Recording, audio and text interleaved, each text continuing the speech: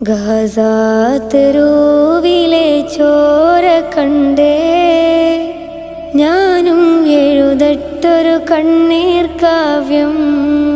പിഞ്ചോമന മക്കളെ ചോരക്കായി ദാഹിച്ചലയുന്ന ചെന്നായ്ക്കൂട്ടം. മരിച്ചത് ഞാനല്ല, നീയാണ് മുസ്ലിമേ. ഫാസിസ തടവറയിൽ അടിമയായി നിൽപ്പോ നീ.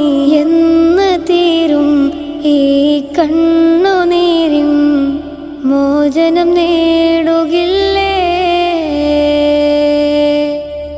ഫലസ്തീൻ ചിരിയെന്നത് കാണാക്കിനാവല്ല, അറബിപ്പൻ വിളയുന്ന കാലം വരുന്നുണ്ട് തഖ്വ കൊണ്ട്.